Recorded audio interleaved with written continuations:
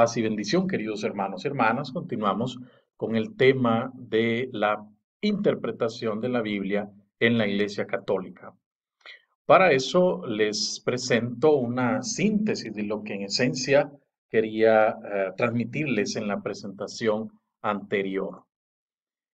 Y fundamentalmente era el proceso histórico, el desarrollo paulatino de esto que para la Iglesia significó replantearse algunos aspectos, de reformular otros, de asumir incluso ideas o planteamientos que en un momento hubieran sido pues incluso descabellados o fuera de lugar.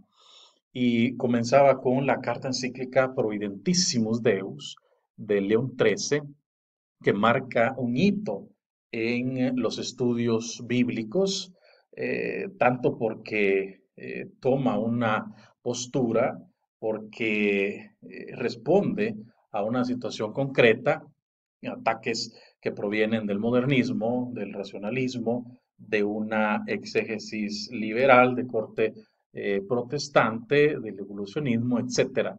Y esto se complementa más adelante con la encíclica de Pío XII llamada Divino Aflante Spiritu y después de 100 años de la Prudentissimus Deus y 50 de la Divino Aflante Spiritu, viene a nosotros este documento que se titula Interpretación de la Biblia en la Iglesia, hecha por la Pontificia Comisión Bíblica en el año 93. En pocas palabras, la idea fundamental que quería comunicarles es ver la interconexión que existe en estos tres documentos. Parece sencilla la propuesta, ¿no? Porque diríamos, son tres documentos que no sé si ustedes los conocían, pero que son como los grandes pilares, la gran columna vertebral de los estudios bíblicos en la Iglesia Católica. Obviamente tenemos la Dei Verbum, la Constitución Dogmática, pero son estos documentos que proponen y se enfrentan a desafíos muy concretos. Así es que vamos del 1893 a 1943 y luego a 1993. Así es que esta es la idea que quisiera que ustedes tomaran, ¿no? De Providentissimus Deus a la Divina Aflante Spiritu y luego al documento de la Pontificia Comisión Bíblica 1893, 1943 y 1993. Con estos tres documentos podemos nosotros ya poder notar el camino de interpretación, el camino de debate, un camino sufrido, un camino que marcó la lucha, ¿no? Entre diferentes puntos de vista que gracias a Dios llegó pues a este punto de poder valorar, de poder apreciar cada elemento sin menosvalorar uno ni otro, sino que son escenarios distintos. Ya en la presentación anterior habíamos hablado de cómo íbamos a tratar este documento, su estructura, y comenzábamos por el prefacio. Y ahora la otra parte inicial del documento es la introducción. Y en la introducción ellos hacen como una panorámica de la problemática actual, porque dicen que después de un largo tiempo de reticencia, se ha manifestado la fecundidad de una actitud constructiva de la Iglesia de Divino Aflante Espíritu. Es decir, que ya no hay la alergia, ya no hay el distanciamiento, ya no hay el bloqueo a los estudios bíblicos, sino que hay una actitud constructiva y fructífera. También se desarrollan muchos métodos y acercamientos que pueden prestarse a confusión y ofrecer argumentos a los adversarios de la exégesis científica. Así, algunos favorecen una lectura llamada espiritual o espiritualista, que dijimos que fundamentalmente está acá en subjetivismo desmedido y buscan simplemente la satisfacción de su religiosidad espontánea. Es la típica imagen de aquella persona que solamente abre su Biblia, que espera que el Espíritu le ilumine, puede ser, ¿verdad? Pero simplemente habla o se imagina o fantasea cosas.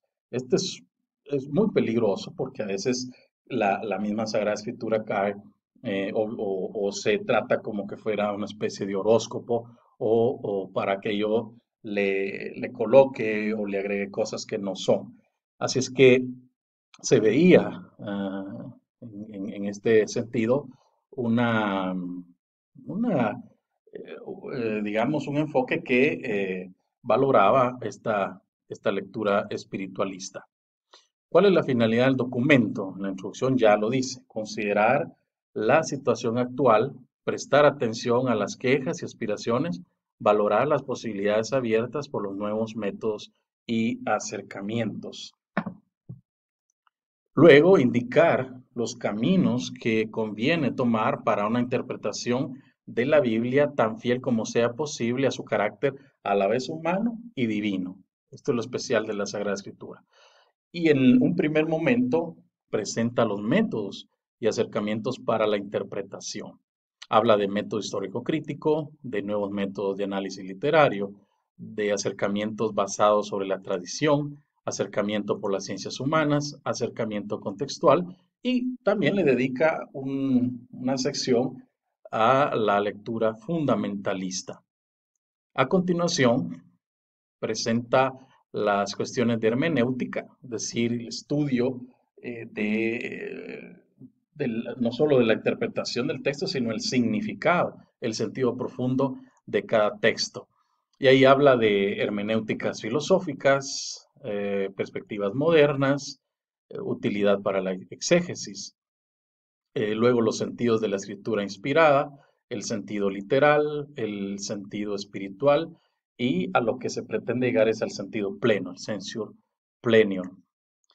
En un tercer momento habla de las dimensiones características de la interpretación católica. Por eso es que el punto aquí es abordar ¿cómo decir?, los pasos, las directrices que nos plantea nuestra Iglesia Católica. O sea, si alguien no es católico, pues no está obligado a regirse por estos parámetros, pero si uno quiere interpretar la Biblia o la Sagrada Escritura, por ejemplo, en una parroquia, en un tema, en una prédica, en una charla que voy a dar, pues significa que yo soy católico romano y por lo tanto tengo que tener en cuenta estas dimensiones fundamentales para la interpretación de un texto. La interpretación en la tradición bíblica aborda también en este tema la interpretación en la tradición de la iglesia, la tarea del exégeta, también las relaciones con las otras disciplinas teológicas y en un cuarto momento habla de la interpretación de la Biblia en la vida de la iglesia. Habla de actualización, de inculturación y el uso de la Biblia. En la conclusión hace ver que la exégesis bíblica, o sea, ese trabajo, esa operación de interpretación que se hace, cumple en la iglesia y en el mundo una tarea indispensable. La palabra se ha encarnado y quien desee comprenderla, oigan bien, debe buscarla humildemente, ahí donde se ha hecho perceptible, aceptando la ayuda necesaria del saber humano. Es decir, que no podemos nosotros simplemente caer en esta actitud espiritualista, espiritualoide, de encerrarme simplemente en mis suposiciones, sino que tengo que ayudarme del saber humano, de las ciencias humanas. La naturaleza misma de los textos bíblicos exige el método histórico crítico. ¿Eso qué quiere decir? Que yo no puedo en una interpretación simplemente obviar el mundo del texto. Por ejemplo, en una perícopa, en una escena del Evangelio, tengo que tener en cuenta la cultura del momento, tengo que tener en cuenta cuál era la situación social, política, religiosa, cómo estaba constituido todo el sistema político del momento. Entonces, cada texto por naturaleza exige el método histórico crítico. Una vez cumplida esta condición, los métodos sincrónicos pueden aportar una contribución muy útil. Es decir, que ahí entran los métodos narrativos, ahí entran otros métodos que son propiamente literarios que nos ayudan a nosotros a conocer cómo escribían, cómo utilizaban ellos la metáfora, la metonimia, etcétera. Y luego, la exégesis católica tiene que mantener su identidad de disciplina teológica, cuya finalidad principal es la profundización de la fe. Esto pues no se trata simplemente de hacer una interpretación erudita, no se trata simplemente de enredarme más la vida, no se trata únicamente de presumir que yo sé, porque tampoco se trata de ser como robots, se está repitiendo y repitiendo nada más de memoria citas, sino que aquí lo que se trata, dice el documento, es profundizar la fe que profesamos. Es decir, que cada sector de la investigación tiene sus reglas propias, pero ninguna de estas disciplinas es fin en sí mismo. Entonces aquí dejamos esta segunda parte y en la tercera parte abordaremos capítulo por capítulo los principales elementos que tenemos que nosotros ir asumiendo en nuestras interpretaciones de la Biblia.